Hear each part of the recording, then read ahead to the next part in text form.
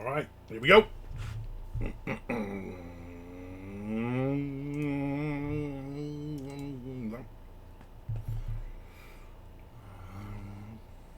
I'm playing this one.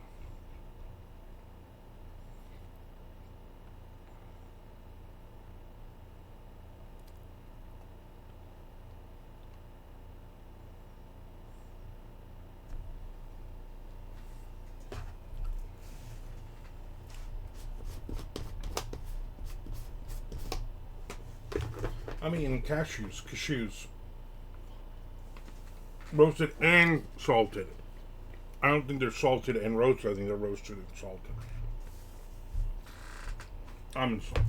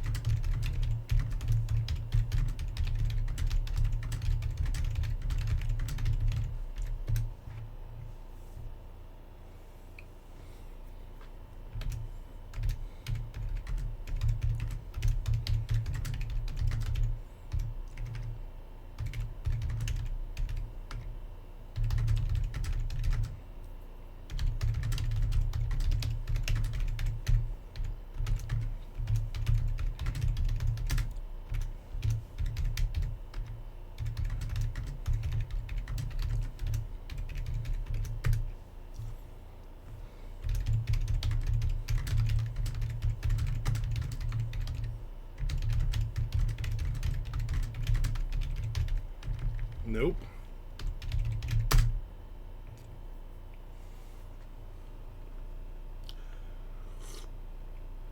Oh, that coffee's hot.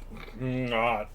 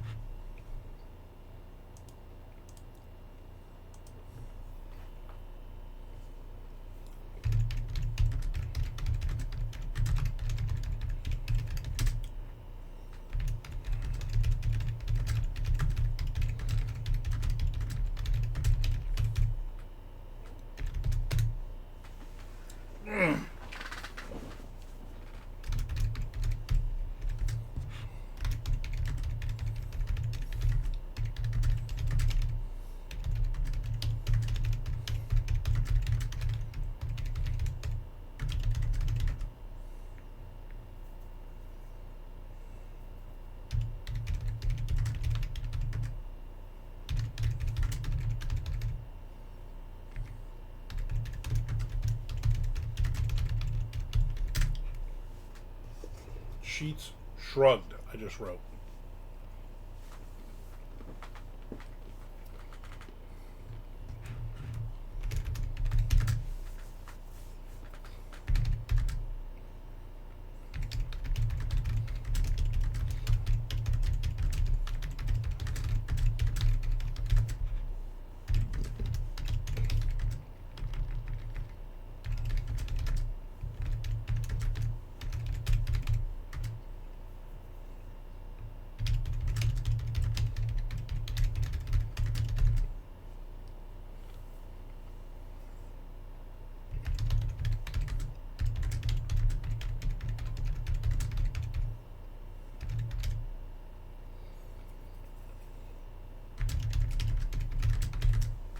There's Tom Duffy. What's going on today, Tom?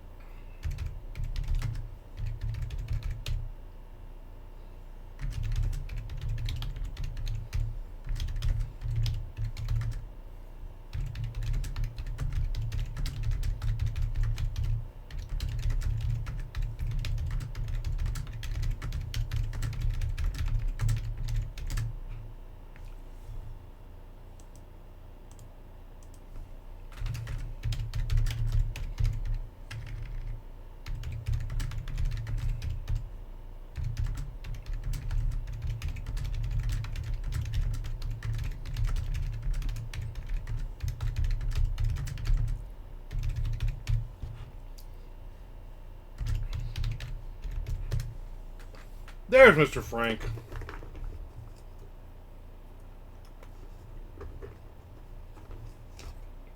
I had soup for lunch, now I'm eating cashews. That's the way I roll.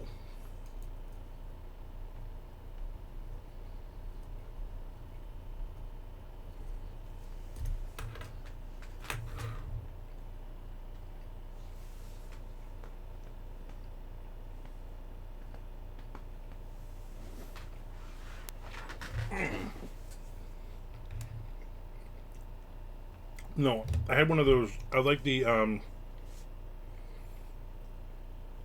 chunky. I had the chunky sirloin steak hearty soup.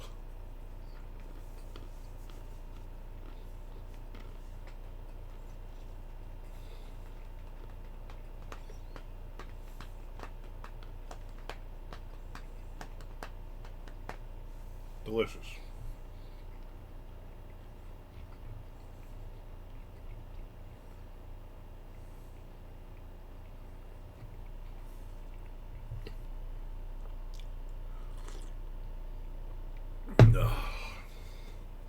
Yeah, the soup that eats like a meal. Because it is a meal. I mean, doesn't make me full enough that I can't just eat some cashews after. The soup that eats like a meal, then eat cashews. That's the entire commercial.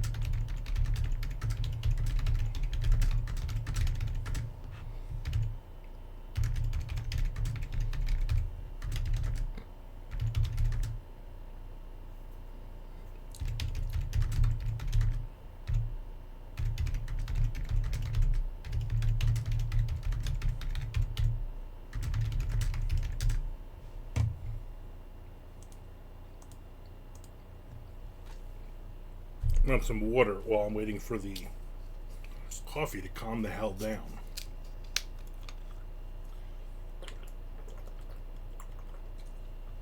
Damn you, hot coffee, damn you!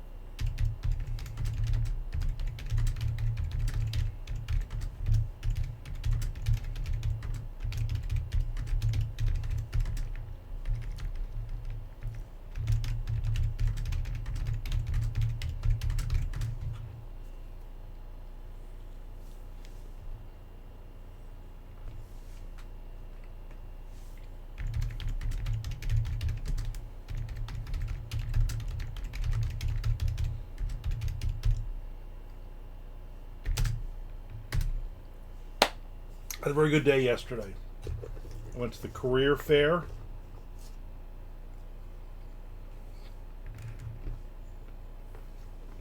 And I did fairly well. The career fair humor.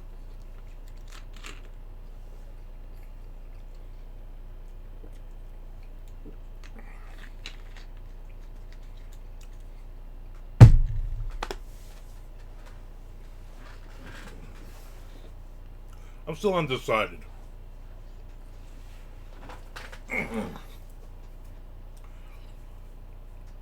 Some dude, one of the teachers, came up.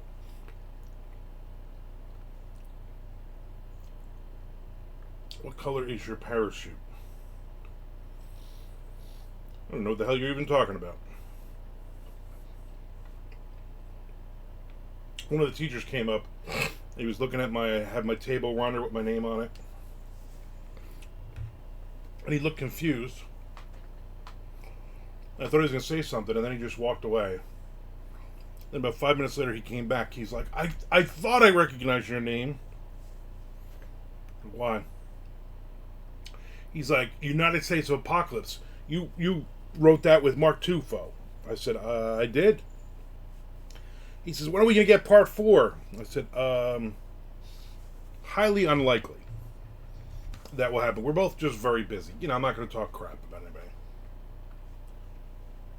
And he's like, oh, I've listened to it on audio like 3 times. That series. I said, well, that's very nice. I said, he's like, I really liked your character. I said, Darlene. I said, that's from my Dying Days zombie series. He's like, oh, you have a zombie series? I said, yeah, it's better than Tufo stuff. And I'm like, I laughed.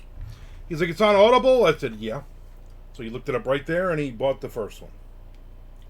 Okay, you know, if nothing else, I made a sale. You never had to do the dumb, what color's your parachute thing for career development in high school? No. I went to high school so long ago that parachutes and color hadn't been invented yet. It sounds like he was accusing you of writing with Mark Tufo. Yeah, I was waiting for... Of course, he's a huge Tufo fan. He's read everything by him. We had to talk about Tufo. We talked about going and visiting him up in Maine and how exciting it was to write with him, that kind of crap, you know.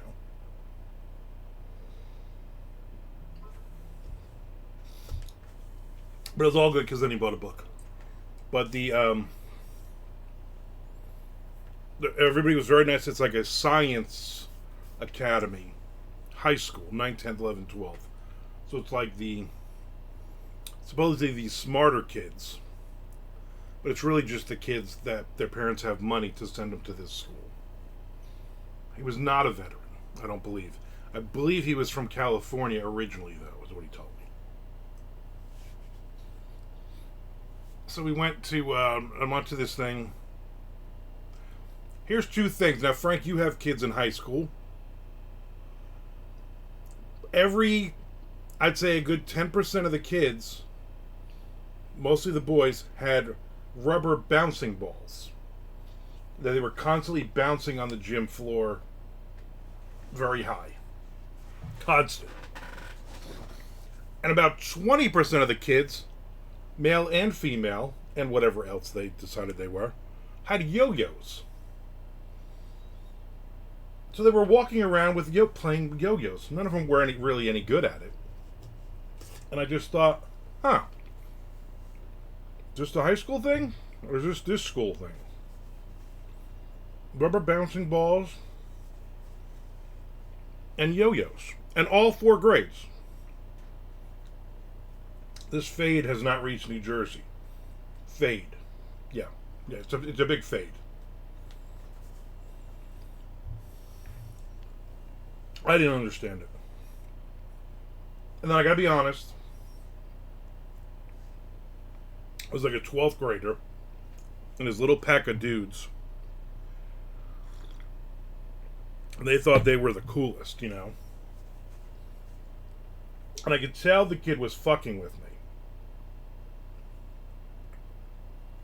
He was kind of being like an over-the-top, kind of being a dick. Just the way he was saying things, he kept looking at his buddies, you know. And I'm gonna be honest with you. It's in my head. I did, you know, why are you not in the celebrity room kind of thing. It bothered me because it flashed me back to being in school all those years ago. I'm being bullied, and I did not like it. I was very agitated after that. Then he took a selfie with me and his boys. And I was just so fucking annoyed.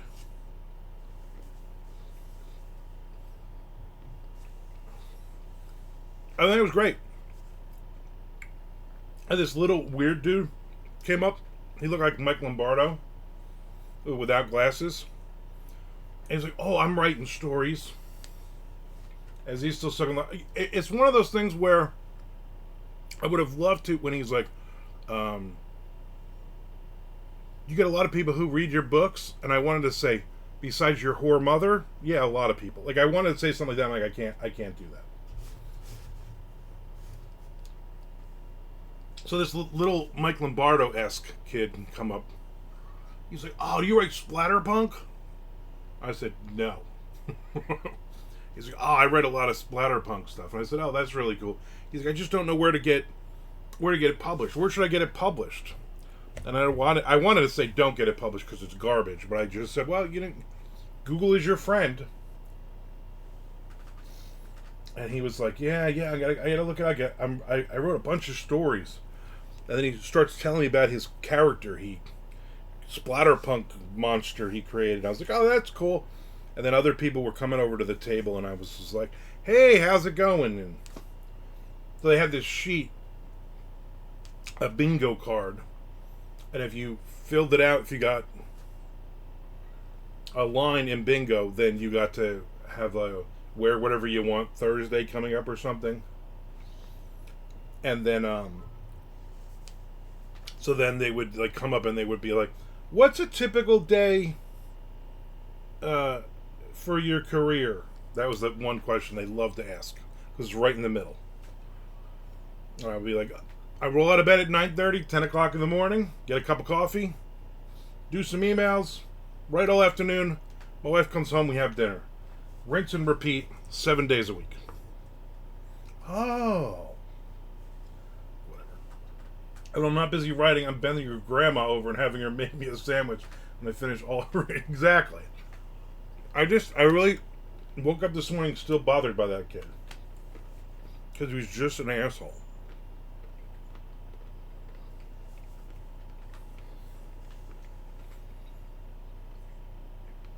Did not make me feel good. I'm very sensitive and emotional. All my insecurities about being in a school came out. Did not like it. I should have hung around till after school and then just followed him home and beat him to death. But I didn't. I should have. Your grandma's going to tell. Exactly. She does, yeah.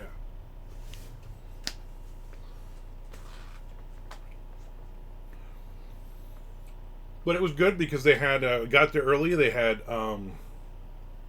coffee, Dunkin' Donuts, an orange juice, and this old lady was taking forever to get coffee with a line of people, because there was like 25 different tables, so there was about 40 people there total. And this lady's just talking and talking, and she's like, she doesn't hold the handle down to get the coffee. It's not. There's a free one for you, Frank. Next page, Frank. No reason. Next page. She's swallowed some cashew wrong. Hold on. She's just talking and talking. She keeps pushing the thing down a little bit, a few drops. Then she holds it up. I'm like, so I just like, I'm getting orange juice. I already had coffee in the morning. So grabbed a donut. And then the guidance counselor, she came over, big woman.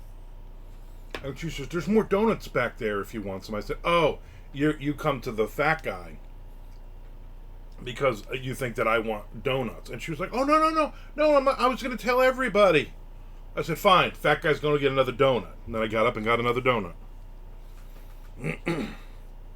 And then for lunch, they had pub subs. And that's the Florida thing. If you're having an event and you're feeding people, pub subs. So at 12:30, when it was over, we were done seeing all the little asshole kids. They were like, "Hey, there's lunch. Bags of chips and pub subs." So I went back there, grabbed a couple of pub subs pieces. They cut them in like, quarters. or eighths probably. I grabbed a couple, and then I had broken down my table and put everything back in my bag. And because I brought 4 books with me and a bunch of bookmarks and business cards, and with when the first 2 grades came in, they wiped me out of all of that stuff. Not the books, but then so I only had the books and my table runner and stuff. So I threw everything back in my bag. I grabbed my subs. I go back to go sit at my table, and they had already broken the table down. The kids that were the helpers. So I just sat. It was in the gym, so I sat on the bleachers, and the one kid was like, "Hey, I'll set up a table for you." I'm like, "No, I'm good. I'm good." And then I had the so I ate my 2 pieces of subs, and I ate my little bag of Doritos, and bottled water to really mess with the guidance counselor's head. Oh yeah, and then the guidance counselor started walking out, and she started walking, and she just smiled at me, and I said, "Oh, let me guess, there's more sub back there, and you're going to tell the fat guy." She's like, "I'm really not doing that." I said, "Fine, I'll go get another piece of sub." Fine, and then she laughed. I think then she realized that that I was messing with her. So I got 2 more slices, right? I'm like, "Oh, whatever's on this plate and whatever's over here, whatever, I like the ends." And I sit down, I take that first bite, and I'm like, "This is a veggie sub with fucking giant piece of cucumber on it. No thank you. I like cucumber, but not on a sandwich." The other one was a turkey and cheese. I ate that one. You should cracked a beer in the middle of it and been like just showing what it's like to be a right. Yeah, exactly. I should have just showed up with a bottle of whiskey on the table and just drank. This is how you write. Want to do this the right way? Smoking a cigar, drinking a bottle of Jack. That's how you get anything done, kids. There was one girl in the 9th grade class. They were in there for 30 minutes. She was at my table for about 25 minutes. Just staring at me. She reminded me of a slightly female Chris Farley. Very, very awkward. And she just stared, and every now and then she would come up with a new. Is it fun writing? Have you met anyone famous? You know, that kind of stuff. I just answered her questions. I found this weird Indian pizza place in Edison that is a hot pizza challenge. I'm going to explore this further. Indian pizza. Yeah, there's an Indian pizza place down here too. It's called Slice and Spice. That's what it's called. But they have a lot of really unique pizzas. They have a seafood pizza that I want to try. But all their India, they have like a shitload of Indian pizzas with Indian-based ingredients on it. I probably won't try any of those. Remember when you wrote that one book? Do you remember? Yeah, that was pretty much like how she was. How long did it take you to write this book? How long did it take you to write this book? How long did it, all 4 books. She had to ask how long it took to write the books. But then I did get a lot of kids who, I brought my baseball book and my Duncan book. Then I brought I brought Shakedown, and I also brought, Seal the Deal, because I like that cover, and I don't ever sell that. I was like, it's supernatural thriller. That's on my banner. That'll be good. And about a dozen kids took pictures of it, and I noticed I had 4 sales this morning on that book on Amazon. I literally have not had sales on that in since the beginning of the year. So that was pretty good.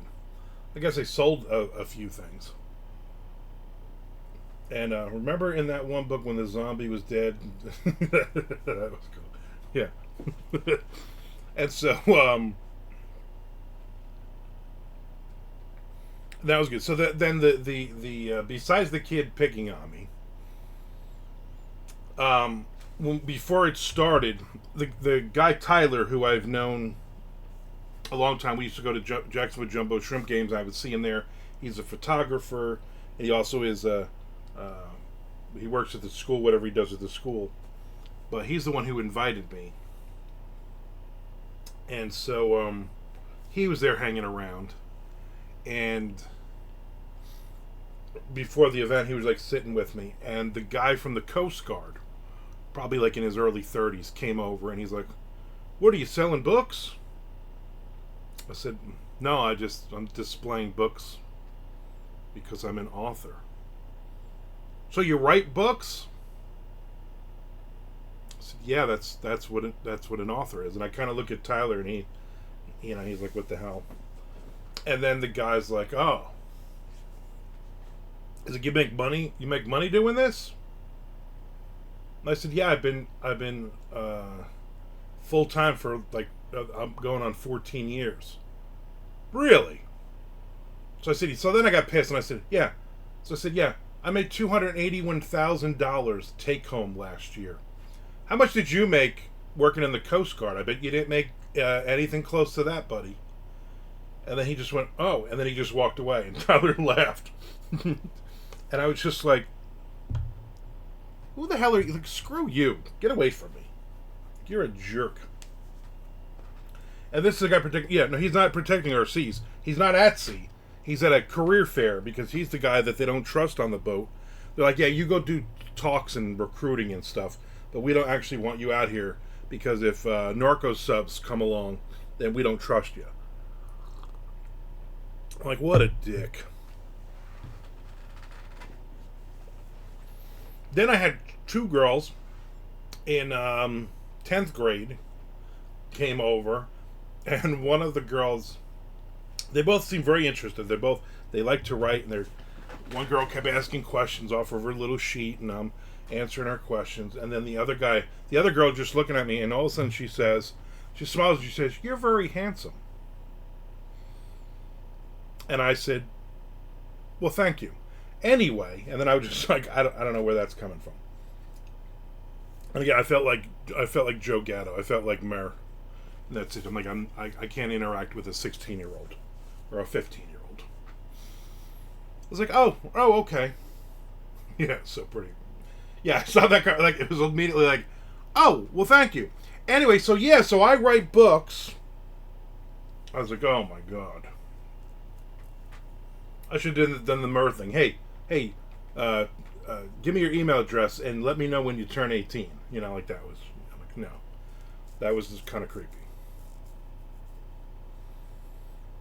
I did then watch to see her go down to see if she said it to any of the other gentlemen there.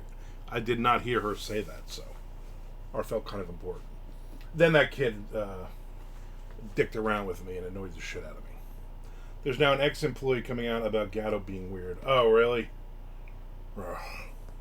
I know the 16-year-old who looks like she's 12. She's been posting a lot lately. And I guess a lawyer told her to stop. You know. If you want to go ahead with a lawsuit or something, your parents want to do, then everybody needs to shut the fuck up so we can pursue this. Yeah. Yeah, that whole thing is just a freaking nightmare mess. So I had a good time. Had some lunch. I've had pub subs twice now. I had one Saturday at the book signing, and I had one on Tuesday at the career fair. They asked me if I wanted to come back next year. I said, of course. Of course. Is that kid going to be graduated then? He going to be working in the Wendy's drive-thru down the street, probably. Piece of garbage. It was all good. Then I came home. I got some writing in. And then I took like a 3-hour nap. Man, I was exhausted. It'll be all the same kids 1 year older, pretty much, yeah. Yeah, and man, there was a difference. So the first group for an hour was the 11th and 12th graders. Then there was a half an hour break, and then there was 30 minutes of the 9th graders. And man, that was like day and night. Like, those 9th graders are just, I'm like, oh my God, these kids are just a bunch of dorks. Those were most of the ones with the yo-yos and the balls and like being tough guys and trying to be tough in front of each other. And all the girls are just giggling all the time. And I'm like, oh, I could not work in a school.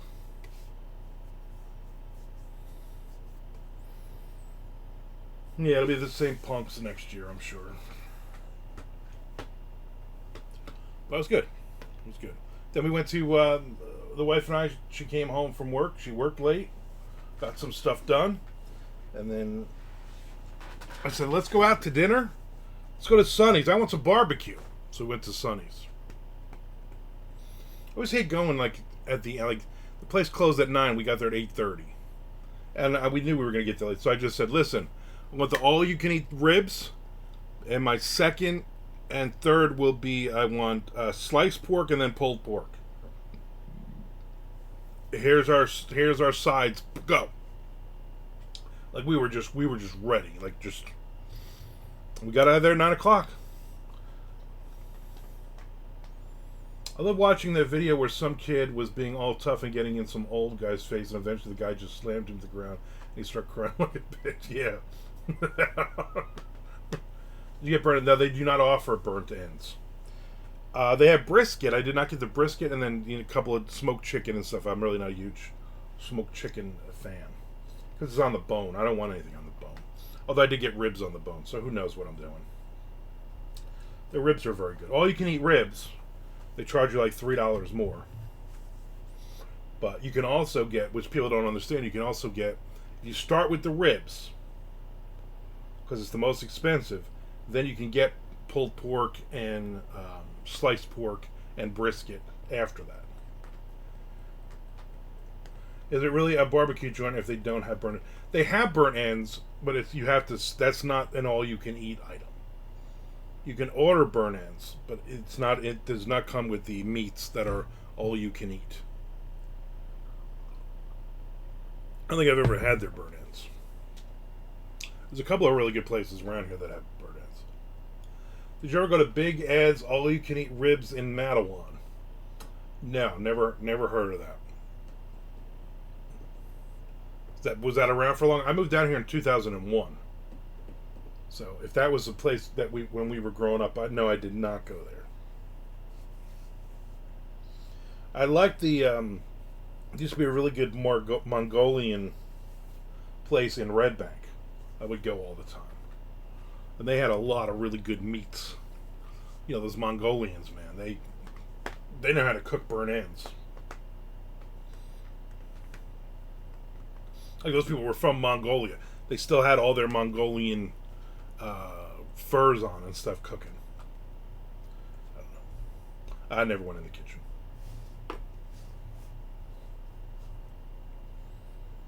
Are you going to go on the Silent Bob cruise? A couple of friends are like, "Oh, are you going on this?" I'm like, "No. Why would I go on that?" Big Ed's has been there forever, right on 34, not far from the Marleybone. What's the Marleybone? Or are you spelling something wrong now? The Marleybone being a seedy, rundown strip joint. Where was that? On 34. I worked at that in the mid-90s. I worked at Dalberg's Wide With Shoes, right where the hobby shop. In that, where the, was it the bowling alley? In that strip center. However many days in a giant boat with morons repeating clerks lines all day. Yeah, exactly. Yeah, that's what I want.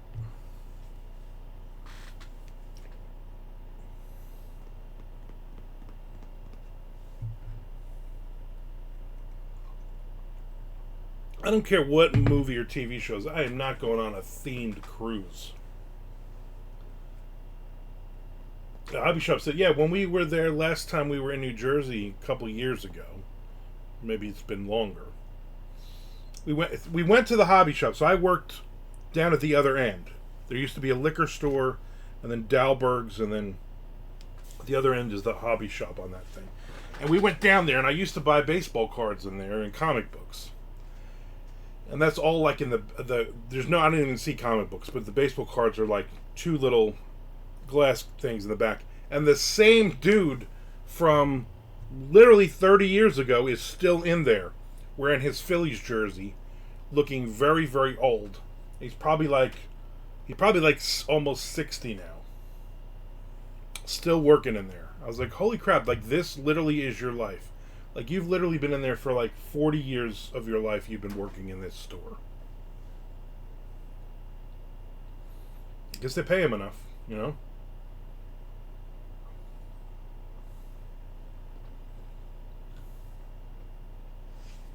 Remember, the next shopping center over used to be Nichols.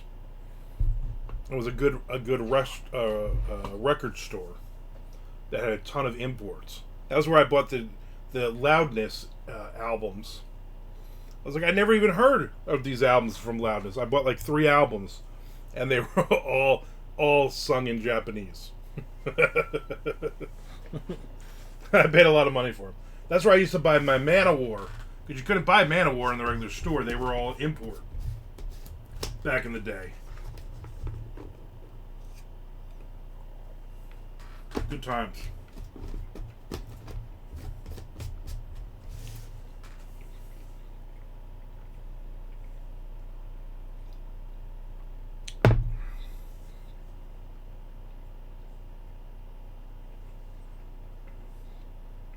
Yeah. Hey, Tom, go get a roll of nickels. We're going to the strip club. All right. I just went to the bank, got $20 worth of nickels. The movie theater there is now a brewery. Huh. My first ex-wife grew up in Keyport. Then she lived in Matawan with her grandmother.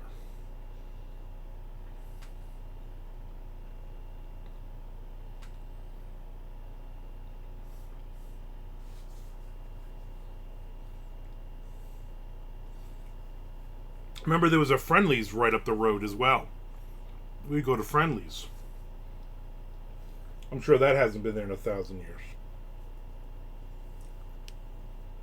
I'm sure that's now like a vape place or something. Good times.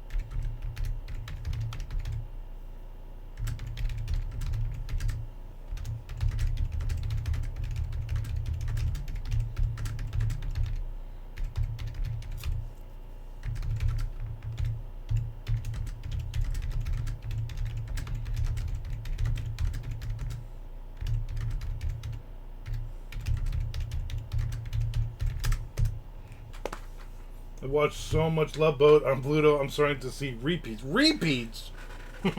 None of the new episodes?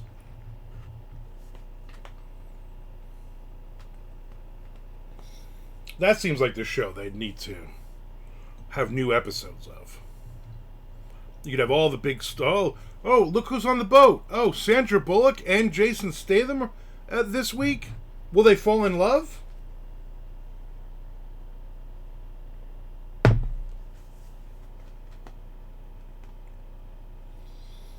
Oh, the guys who are hot. Alan, whatever his name is, who plays Reacher. He'd have to be on an episode.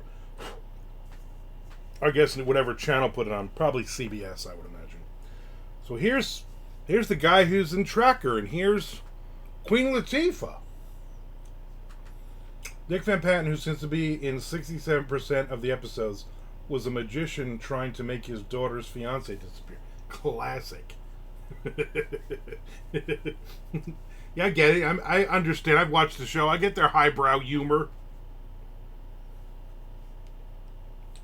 Without having... I probably have seen the episode. Without remembering the episode, I'm going to guess at the end they become friends. And now he likes the fiance.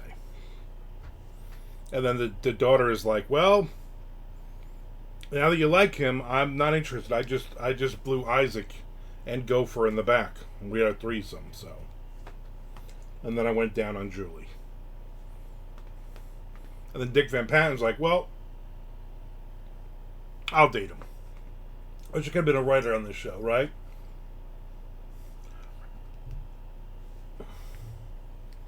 That must have been a wild job. Because the showrunner would walk in and go, okay, obviously Dick Van Patten's on this one. But we got Suzanne Summers, and we're going to have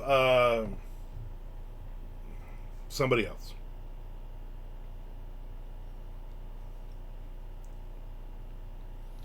Oh yeah, by the time they got back home, Dick Van Patten was returning and giving the act to his soon-to-be son. Yeah, say exactly. Charles Nelson Riley. Write it. Everybody, somebody come up with it with a story that we've used 100 times already. Jess has been watching ER. ER. This 4 billion episodes.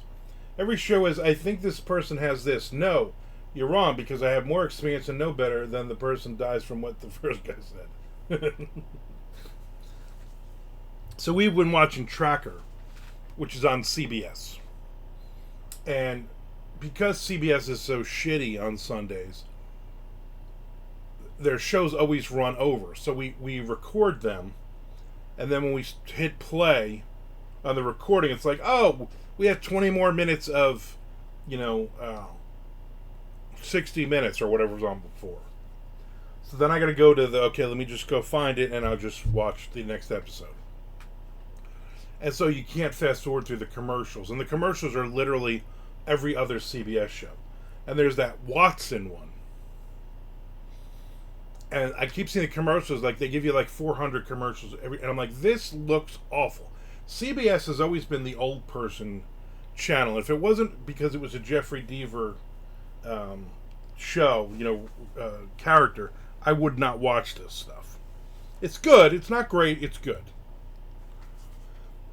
And then we watched last week. We were watching, and then they had the this little dorky kid look like Harry Potter.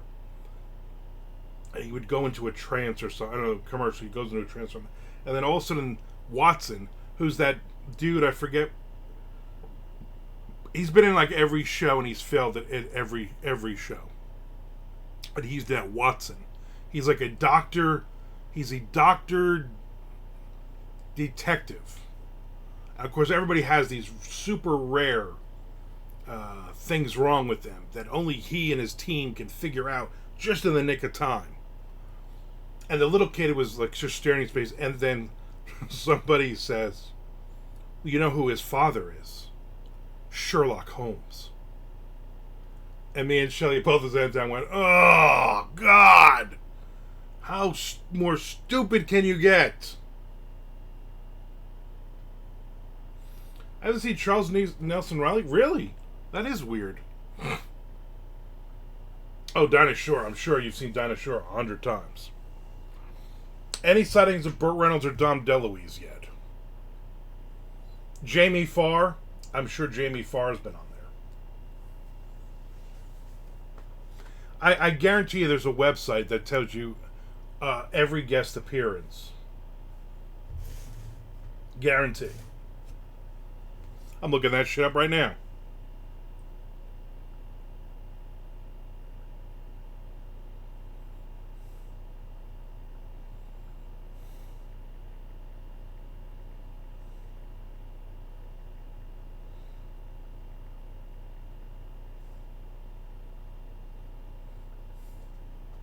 No, but Jeffrey Tambor was on. Oh, good.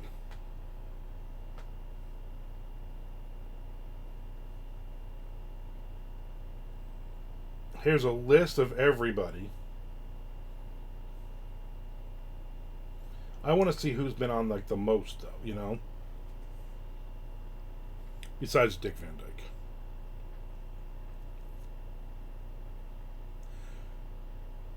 So here's one was created 13 years ago. Well, this is just by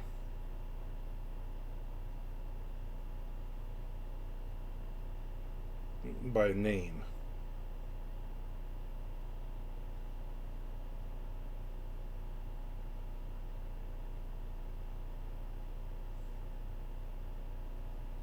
That's not going to help.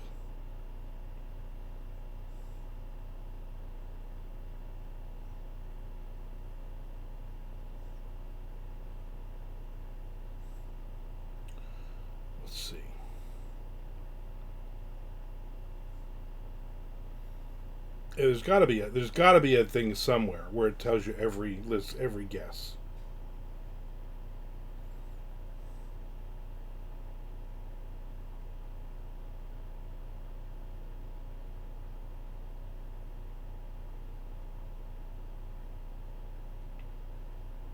It tells you all the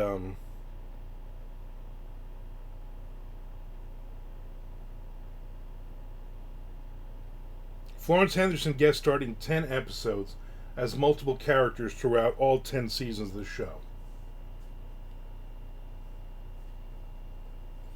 He was rich and famous in Chase and Skirt. How many parents for Dick? I get it. Don Knotts, exactly.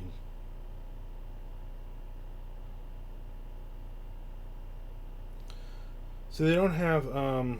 They have every one, but they don't have like who starred the most.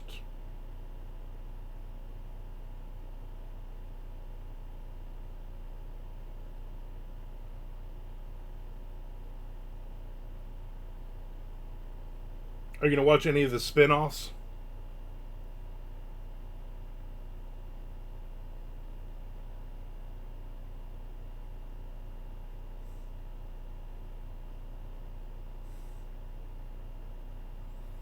Or the new Love Boat: The Next Wave?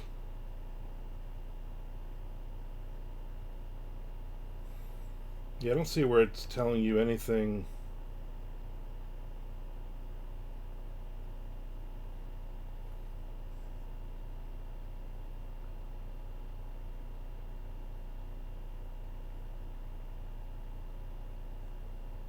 Who has the most guest appearances? You ready? Marion Ross, 14. There's a lot of breakdowns, top 10.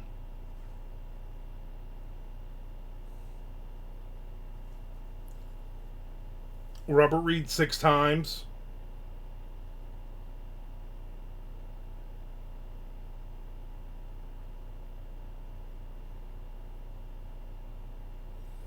Guest stars could earn between $1,000 and $25,000.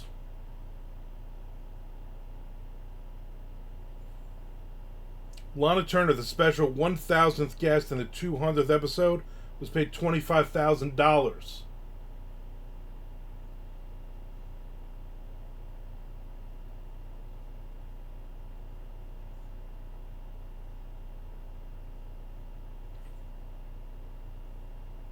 Love Boat ran for 10 seasons, but cruise director Julie McCoy disembarked after season 7, being written off due to her public struggle with cocaine addiction.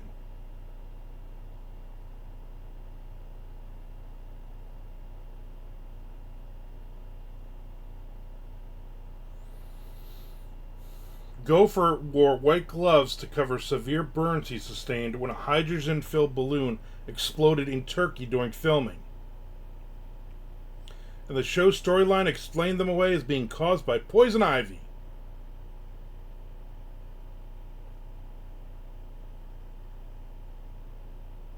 Behind Florence Henderson was Linda Evans, who appeared 7 times. And after that, it's a tie between Rue McClellan and Ted Knight. Ethel Merman and Erin Moran all appeared 6 times.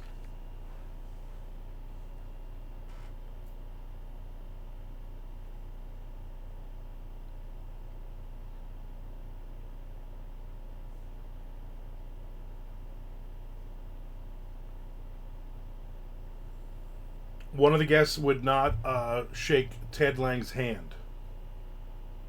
He won't reveal who it was. Obviously a racist. She was probably a delight in the sack. I think I've seen Marion Ross once so far. Well, you're bound to see her a lot more, my friend. How about Erin Moran? Have you seen her 6 times yet?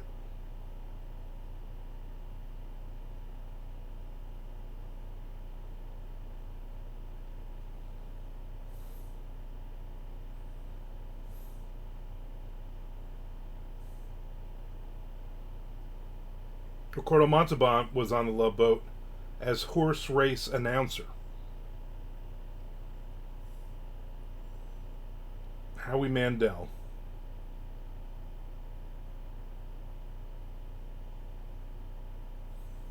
Dean Martin was on an episode.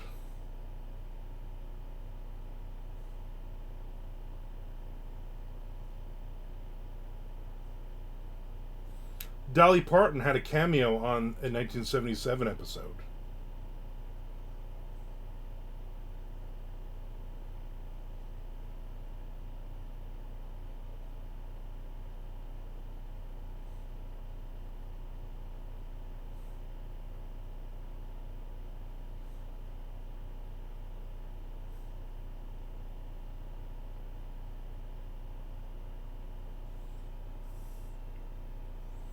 And the season 4 opener, have you gotten to the season 4 opener?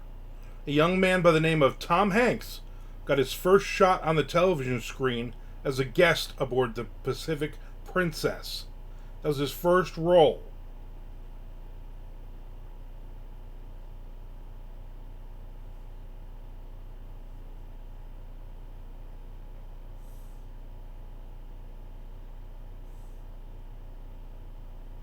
Gavin MacLeod dead.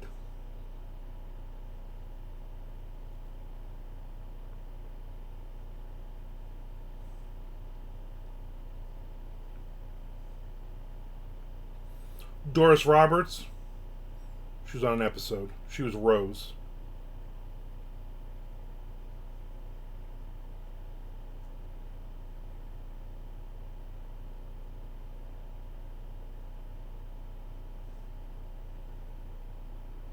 The original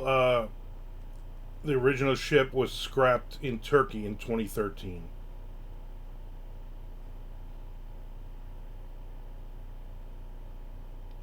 Original theme was sung by the great Jack Jones. Paul Williams wrote the lyrics. I mean, we can go on for days. Irma never appears on screen. They just say, "Oh, Joni is banging Chachi up on the ledge." That makes sense. Everything since Tom Hanks' Mazes and Monsters has been downhill. Classic. More Love Boat. All we talk about is Love Boat anymore on this freaking Twitch. I'm supposed to be writing. What am I writing? I'm going to write a crime thriller set on the Love Boat. I'm definitely going to take another nap today, though. I think I owe it to myself. I'm supposed to I gotta go to the library and pick up some books. Funded Love Boat anthology distribution. Right? I'm going to create my own publishing company, just so we can have Love Boat, a whole series: Love Boat crime fiction, Love Boat horror fiction, Love Boat. I mean, obviously romance, mafia romance, harem romance, all set on the Love Boat. Maybe I'll just write a story anyway. I'm going to rework my BOC story to the Love Boat theme. There you go. Books on chocolate. Socks to the Love Boat. Death gets a Love Boat. Exploding Love Boat. Shocker 4. Love Boat Shocker. The Love Boat was angry. So many great books we could write. Did you finish your Beers and Fears story yet, Frank? I think I saw that Chuck finished his. Obviously, mine had been done for months. I got to do the edits on it. Not that there are that many Tim sent me, but we got to knock that off at some point.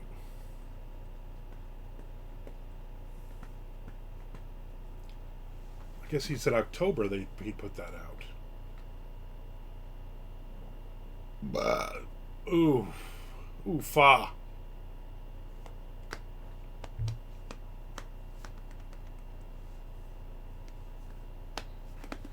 Finished. I'm editing it before I send it to Tim. Nice. I wonder if JC's finished his or if he's still working on a 75th edit on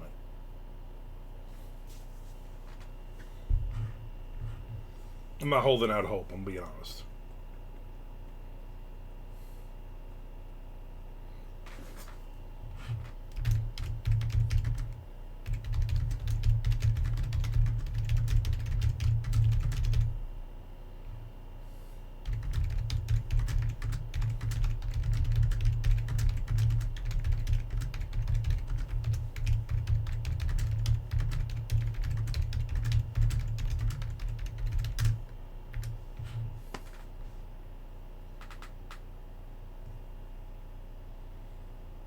Alright, so my goal is to get to the next page. I'm not sure if I'm going to be able to do it. I'm going to try it. I also want to remind everybody to subscribe or resubscribe, and also follow me on YouTube. I'm slowly building up the YouTube, but I have over like 550 videos on there to watch, so I need everybody to take like the next 6 days and just watch all of my videos and like all of them.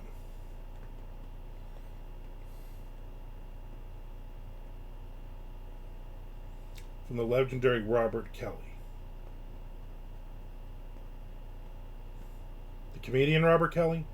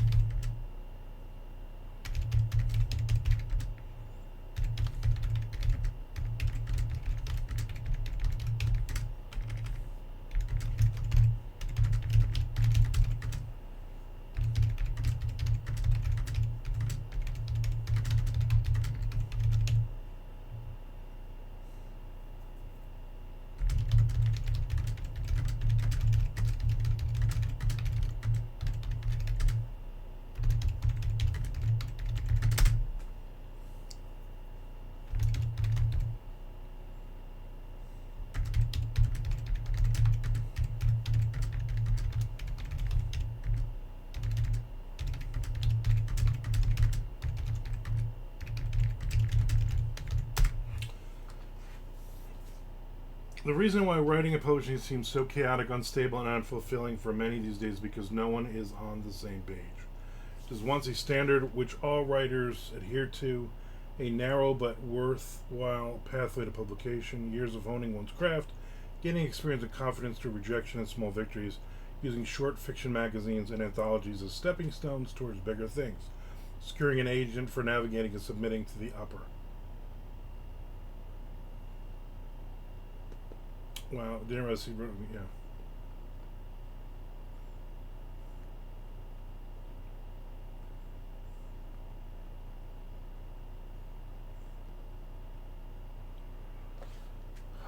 I agree with the theory. I also know he's an old man. And like all of the other old men, and I put myself in the old man category, time has passed us by. Things are done differently now. Okay? There was no internet. There was you had a typewriter. You wrote shit by hand. I get all that, all right? You know what I'm saying? Hey, Isabella. Or you can just get yelled at and exactly, right. That old man is going to scream and yell that you shouldn't self-publish and on and on and on. I'm good, how are you? But here's what I know. My first 1,000,000 words that I wrote, they were published, a lot of it was published in fanzines that had, 30 people reading them. And those stories are all gone, and I'm glad they're gone because they were awful stories. Those were my learning stories. So, nothing personal, but if you're writing your very first book and then you're getting it published, it's probably garbage because you haven't learned enough as a writer to write a great book. And there are so many authors that are just throwing out that first book they wrote. And I wrote a dozen awful books. And then they got trunked, and then they got destroyed, and they will never see the light of day, and I'm fine with that. It would be like if you are let's say you're a guitar player,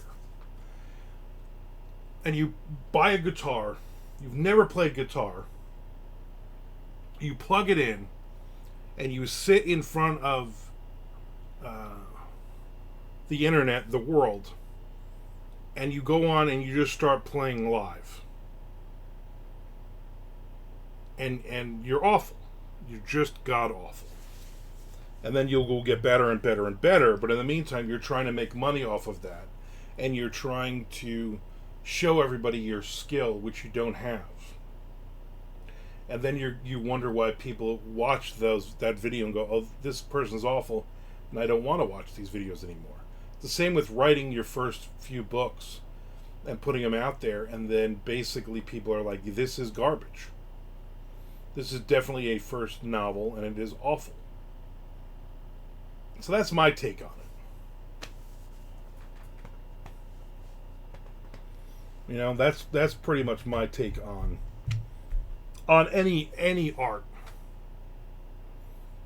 You know, not just writing, not just music, not just painting, not just poetry, anything. You got to do it for a long time to get good at it. You need to acquire the skill. And people right now are just so busy, like, I'm going to write the craziest splatterpunk I can get. We're going to fight babies on page 81, and I don't know. That's me, though. I've started a couple of crime thriller books this year that were like first books, and I'm like, yeah, this is awful. This person should have put this away and wrote this, I don't know, 10 years from now, when they got better at understanding how a book worked. So that's my take on it.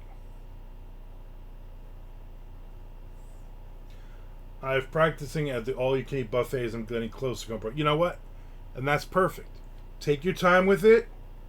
Stay away from the salad bar, though. That's a rookie mistake. And then I think you're good. I think we're all good. When are we going for Chinese food? Speaking of that. Next Thursday. Tom, you're still on. Next Thursday. Buffet time.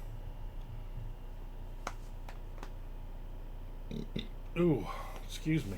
Burping. All right. We're going next week. We should probably hang out before then. We should probably set some kind of hangout time between now and then. I'm going to see what Amanda's doing. All right, I'm out of here. Thank you for hanging out with me. I will not be on tomorrow. Tomorrow I have my final doctor's appointment, and then I'm going to the Jacksonville Jumbo Shrimp baseball game at night. But I will be back on Friday. Friday morning I got to get the oil changed on the Challenger, and I will be back in time for whatever it is we're doing here. I'll be talking about the Love Boat again, I would imagine. Everybody, you have a great, phenomenal Wednesday. Also, remind everybody to subscribe or resubscribe, and also follow me on YouTube, please, and thank you. I appreciate it. Bye.